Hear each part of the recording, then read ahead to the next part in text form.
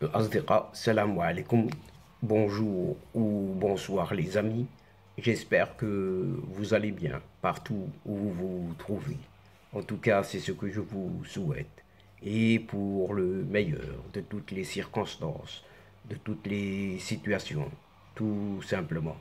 Bienvenue sur votre chaîne Bled Magharibia qui attend comme toujours vos encouragements dont nous avons bien besoin. Merci pour vos commentaires, pour vos précieux conseils, ainsi que pour vos gentils compliments. Mais abonnez-vous pour rester très informé le plus rapidement possible. الأصدقاء نتمنى تكونوا بخير وعلى خير أينما كنتم. أهلا وسهلا بكم ومرحبا بكم في قناتكم.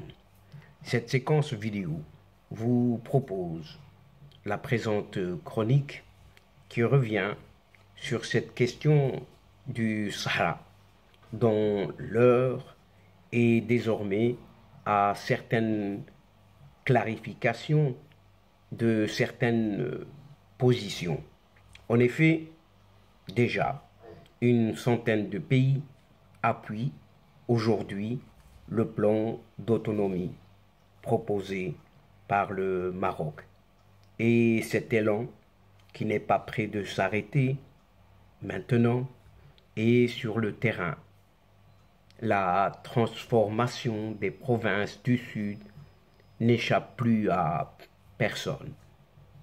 Aujourd'hui, alors que les bastions de ce qui est appelé ce Polisario s'effondrent petit à petit, les uns après les autres, et le Maroc pourra parler fièrement de ce que on appelle, entre guillemets, les grandes percées diplomatiques. Et l'expression est d'ailleurs tirée du discours royal du 20 août 2022. Un discours étincelant, le moins que l'on puisse dire, pour reprendre un terme en vogue. Et cette date du 20 août 2022, tout en évoquant ces percées qui se sont traduites par le soutien exprimé par de nombreux pays très influents en faveur de la pleine souveraineté du Maroc sur ses territoires sahariens, marque un nouveau point de départ dans la diplomatie marocaine. Le roi a adressé un message clair au reste du monde pour souligner la place centrale qu'occupe le dossier du Sahara dans les relations qu'entretient le Maroc avec son environnement international. Et c'est à l'aune de cette question que le royaume marocain mesure la sincérité des amitiés et l'efficacité des partenariats qu'il établit, comme l'a affirmé le souverain marocain lui-même. Aussi, les partenaires du Maroc, qu'ils soient traditionnels ou nouveaux, et dont les positions vis-à-vis de l'affaire du Sahara marocain sont encore ambiguës, sont invités à clarifier leur position afin qu'elle ne souffre d'aucune ambivalence. En clair, ils sont invités à sortir de ce qui est appelé cette zone de confort et mettre de côté le langage diplomatique feutré afin d'exprimer loyalement et honnêtement leur soutien à cette initiative d'autonomie. Le message est particulièrement destiné aux pays européens, partenaires les plus proches du Royaume du Maroc. Notons au passage qu'à ce jour, ce sont pas moins de quelques 100 États à travers le monde qui ont déclaré clairement et sans embâche leur soutien au plan d'autonomie. La majorité des membres de l'Assemblée générale de l'Organisation des Nations unies est ainsi acquise au Maroc et le royaume marocain est désormais en position de dicter ses conditions. Par ailleurs, cela a été constaté tout récemment après l'arrivée à échéance du protocole de l'accord de pêche Maroc-Union européenne. Ce que dans le listing des soutiens internationaux, le poids géopolitique des États-Unis, de l'Allemagne, de l'Espagne, de la Hollande et du Portugal, entre autres, est clairement favorable au Maroc. Et ne pas oublier non plus, par le groupement des pays du CCG, Conseil de coopération du Golfe, dont l'influence n'est plus à démontrer. Au même titre, d'ailleurs, que l'État d'Israël, pays qui vient tout juste de reconnaître la souveraineté du Maroc sur son Sahara, tout en annonçant l'ouverture d'un consulat à Dakhla très prochainement. Ce qui augure un développement tous azimuts, car sur le terrain, dans les provinces du sud marocain, c'est la métamorphose complète. Et dans un avenir qui n'est pas lointain, cette région pourrait bien devenir, comme le commande la presse, un nouveau Dubaï, entre guillemets. En effet, le programme de développement des provinces du Sud, dont le souverain marocain a présidé la signature à Laayoune en novembre 2015 et à Dakhla en février 2016, est pratiquement achevé. Et c'est le cas de le rappeler. La voie express Tiznit-Dakhla en est à ses derniers kilomètres. Les travaux de construction du nouveau port Dakhla Atlantique sont lancés et c'est bien parti. Les socles des mâts des premières éoliennes du parc d'une capacité de quelques 60 MW sortent déjà du terrain.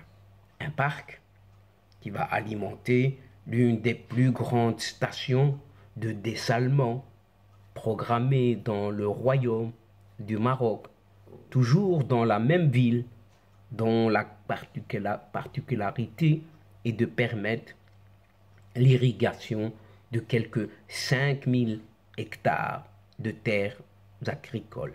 Excusez du peu. Une grande partie de ce programme a déjà été achevée. Doté d'une enveloppe budgétaire de plus de 77 milliards de dirhams. Rappelons-le tout de même, ce programme de développement est intégré et conçu pour initier une véritable dynamique économique et sociale dans cette région. Plus de 7 ans environ après le lancement de ce programme, et avec un taux d'engagement proche de 80% de l'enveloppe budgétaire allouée, les résultats sont plus que satisfaisants. La connexion de la région au réseau électrique national est assurée et ces réseaux de communication ont également bénéficié d'un plan de renforcement et d'extension. Par ailleurs, les projets de stations d'énergie solaire et éolienne prévus au programme ont été menés à leur terme et des milliers d'emplois ont été créés et proposés aux habitants de cette région. Dans le domaine agricole, par exemple, plus de 6000 hectares aménagés à Dakhla et à Boujdour ont été mis à la disposition de jeunes agriculteurs de la région. Et il ne faut pas l'oublier non plus. Nous parlons ici et maintenant d'une certaine zone au climat aride qui, a priori, n'a nullement de vocation agricole. De plus, la plupart des projets prévus dans les filières du phosphate, de l'eau et de l'assainissement affichent des taux de réalisation très très avancés. Et il est clair que dans son ensemble, le programme répond exactement aux préoccupations et aux attentes de la population de ces provinces. Le plus important, c'est que la responsabilité de superviser la réalisation de tous ces projets qui le composent incombe aux autorités locales et aux conseils élus, démocratiquement élus. En somme, un avant-goût seulement de ce que la mise en œuvre, certainement dans pas longtemps, de ce fameux plan d'autonomie proposé par le Maroc depuis 2007 déjà. Et donc, chers amis, mesdames et messieurs, nous sommes arrivés doucement, mais sûrement à la fin de cette séquence. Et avant de vous fixer un autre rendez-vous à une prochaine fois, Inch'Allah, en vous retrouvant avec un immense plaisir. Et comme d'habitude, n'oubliez pas de vous abonner, de faire abonner vos proches, vos connaissances, vos amis et pourquoi pas les membres de votre famille afin de recevoir les infos, les toutes dernières infos à travers les séquences vidéo de votre chaîne, tout en vous remerciant bien sûr pour votre participation et votre fidélité de nous suivre jusqu'au bout. Mais n'oubliez pas de partager, toujours partager, autant que vous pouvez le faire, partout où vous êtes et où vous pouvez le faire. La chaîne a besoin énormément de vous et de votre aide surtout. الأصدقاء وصلنا إلى نهاية هذه الحلقة وقبل موعد آخر للمرة القادمة إن شاء الله لا تنسوا الاشتراك لتصلكم الفيديوهات أخرى ونشكركم كثير الشكر على مشاركتكم للمتابعة.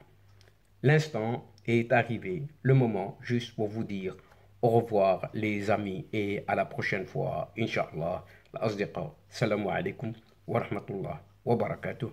مع السلامة.